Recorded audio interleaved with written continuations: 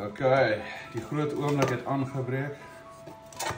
Is hy medium rare, is hy sag, is hy rare, kos moet uit. So vandag kyk ons na 'n beef Ikanya. Jy kry die oudjies by Checkers, sag, trimmed, hy's spiced all ready to go.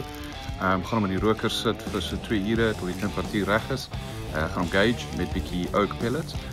En dan as hy lekker gesmoke is, dan gaan ek hom afhaal, die trigger opstoot na 260 grade toe en dan gaan ek hom vinnig net 4 minute elke kant tot hy so medium rare is. En dan sal ons sien by die toets hoe lyk hy as ek hom oopsny op die einde. Ook ek gaan tussen in hierdie videoetjie gaan ek 'n AI scene wegsteek. Kyk as julle kan identifiseer wat se een dit is. Ek sal graag hoor in die comments. Maar andersins kos kyk so ek hierdie ouetjie kan sappig en juicy kry. So die app het my nou net laat weet hy's reg. So jy kan sien my light het om pap te klap genoem maar bo. Dit is wel cool. Kos haal die steek sit hom op.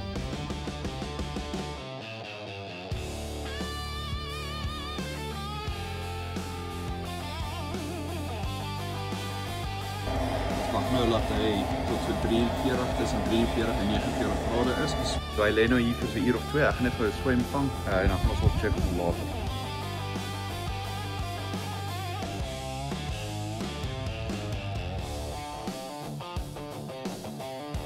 Jo, voel 100 keer beter.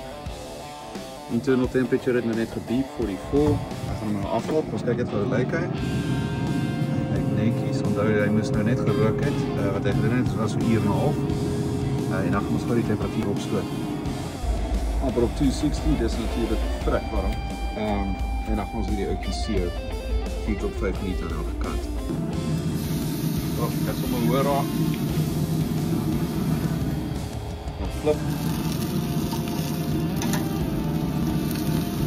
Oh, kyk hoe lyk dit. Kyk hoe mooi lyk hy. Nou invloed baie. My iPhone het overheat, so ek moes omgou by die aircon hou. Net dat ek hierdie kan afneem, hy het nou afgekom van die grill af, hy is 54 to 56 in die binnekant, so hy hoort reg te wees. Groot oomblik het aangebreek.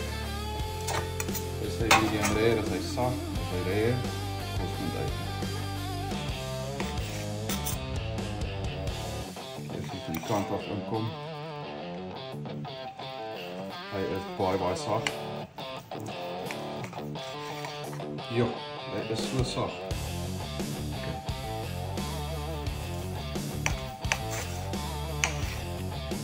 Okay.